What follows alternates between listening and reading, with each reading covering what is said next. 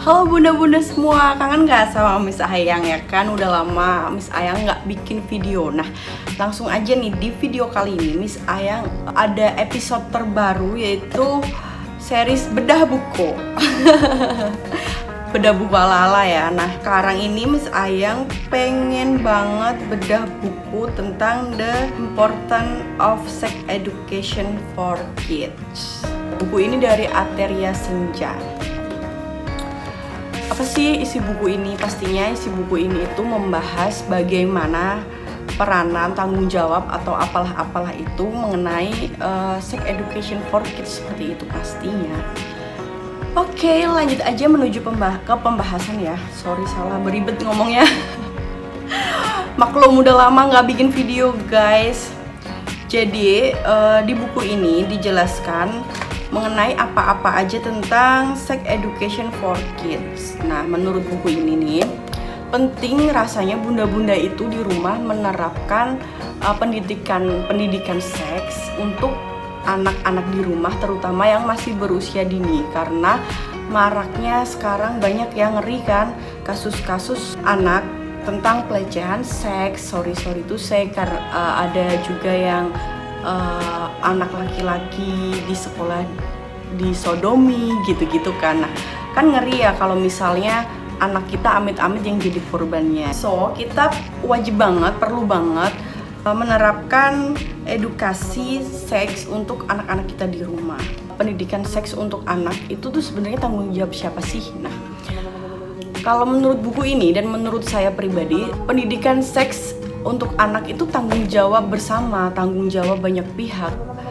Tak ada tanggung jawab guru, sekolah tentunya, orang tua, lingkungan, dan bahkan negara.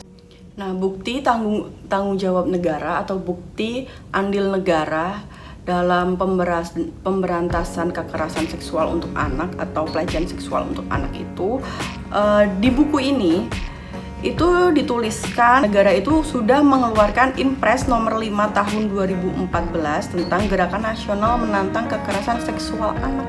Seperti itu bunda. Pendidikan seks edukasi ini di Indonesia itu masih dianggap tabu guys. Tapi kalau di luar negeri sana banyak kok sekolah bunda-bundanya itu udah mengajarkan seks edukasi dari anaknya masih balita gitu, masih anak kecil gitu. Pastinya disesuaikan dengan usia anaknya seperti itu. Disadari atau enggak nih, kebanyakan orang tua memang tidak nyaman membicarakan perihal seks kepada anaknya. Padahal sebenarnya orang tua perlu loh memberi penjelasan tentang seks kepada anaknya. Bahkan dari sebuah survei pada orang tua yang dilakukan di Kanada ya, 87% orang tua setuju bahwa seks edukasi itu bisa dilakukan di rumah dan bisa menjadi cara untuk anak bisa terhindar dari kejahatan-kejahatan seksual di luar sana seperti itu. Kali ini Miss Ayang akan meng-share sumbernya dari buku ini mengenai level-level pengenalan seks edukasi ke anak berdasarkan umur. Saya mau bahas di level pertama dulu. Di level pertama ini dimulai untuk anak 5 sampai 8 tahun. Ada beberapa hal yang harus dipahami oleh anak usia 5 hingga 8 tahun, tentunya tentang seks ya, tentang seks. Yang pertama itu mulai dengan hal dasar. Pada level 1 ini, cobalah untuk menjelaskan kepada anak mengenai peran maupun fungsi dari masing-masing anggota keluarga.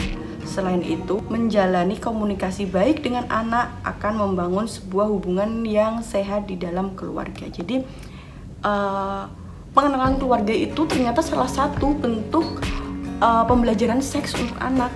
Kayak misalnya, ini ayah pasti laki-laki ya. Ini ibu gitu.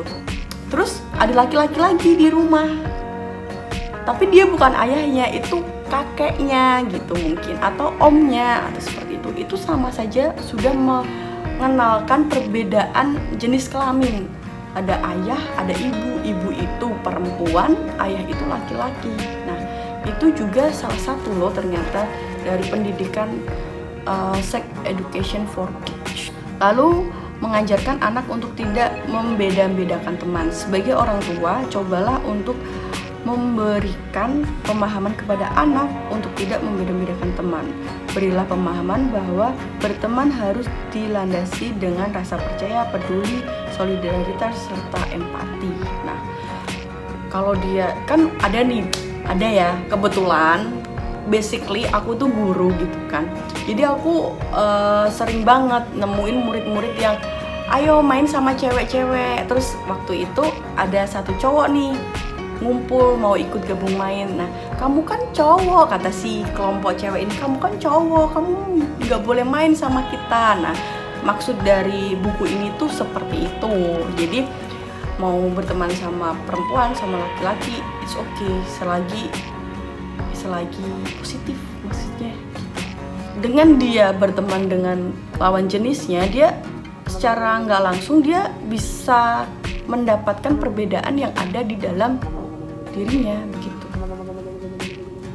Lalu next selanjutnya, mengajarkan anak untuk mengekspresikan perasaannya. Banyak cara untuk mengekspresikan sebuah perasaan, entah itu rasa kasih sayang atau cinta kepada keluarga. Ajarkan anak untuk mengekspresikan perasaannya kepada keluarga dan sesama manusia gitu. Jadi nggak apa-apa kalau kita sebagai orang tua melihat anak berpelukan gitu sama temen-temennya. Nggak apa-apa, jangan kayak bukan murim misalnya seperti itu. Nggak deng ya. Nggak bukan ya, tapi biarin aja dia berpelukan dengan teman. Itu salah satu bentuk dia mengekspresikan rasa sayangnya gitu, atau melihat dia main dengan temennya lalu bergandengan, itu nggak apa-apa, is okay. Terus habis itu ngasih makanan tapi dengan cara disuapin, itu nggak apa-apa. Itu dia mengekspresikan apa yang ada di dalam dirinya, dan itu salah satu bentuk pendidikan seks gitu. Lalu selanjutnya, kenalkan anak dengan berbagai perbedaan.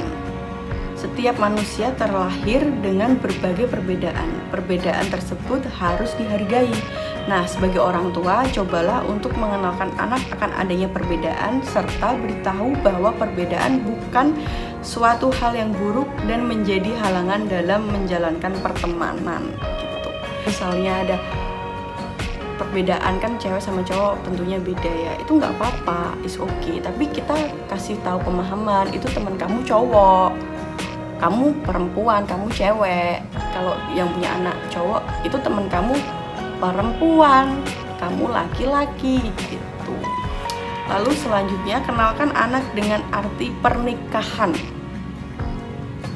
Berikan pemahaman kepada anak akan arti sebuah pernikahan. Hal ini akan membangun sebuah pemahaman dasar bahwa asal-usul bayi ya ini dari perempuan yang sudah menikah dan laki-laki. Kan banyak nih ya anak-anak nih, karena saya juga pernah nih dapet celotehan dari anak, kok aku punya adik, kok kamu nggak punya adik? Terus yang satu, si anak ini jawab waktu di sekolah tempat saya ngajar, ya mama kamu suruh bikin. Nah, terus yang satu ini lawan bicaranya bingung gimana cara bikinnya gitu kan. Aduh.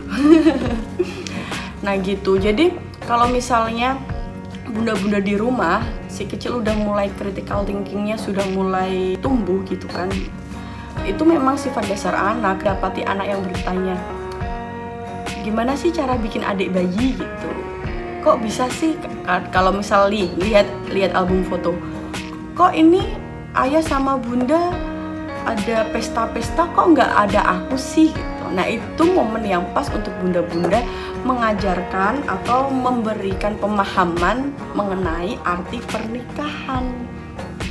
Jadi bunda-bunda bisa menjawab dengan misalnya nih, karena saya belum punya anak ya, jadi mungkin bunda-bunda bisa menjawab dengan iya, karena di foto ini bunda sama ayah sedang di acara pernikahan. Nah, pernikahan itu sebuah ikatan untuk laki-laki dan perempuan yang saling mencintai, seperti ayah dan bunda yang saling mencintai, seperti itu. Mungkin yang simpel-simpel aja gitu, soalnya anaknya juga masih kecil gitu, kasih aja pemahaman yang sesimpel-simpelnya. Nah, di sebuah pernikahan itu harus ada cinta, harus ada sayang gitu. Mungkin bisa diekspresikan dengan dipeluk anaknya dengan rasa sayang. Setelah ayah dan bunda menikah, bunda hamil, lalu keluar kamu gitu. Jadi kalau mau punya dedek bayi, perempuan dan laki-laki itu harus menikah, Dek, supaya bisa punya dedek bayi. Oke, sampai di sini dulu, nanti kita lanjutin ke level-level yang berikutnya ya, bunda-bunda. Kali ini Miss Ayang cuma bahas di level 1 aja. Di level 1 itu untuk anak usia 5-8 tahun. Nah, tunggu video-video Miss Ayang selanjutnya. Bye-bye.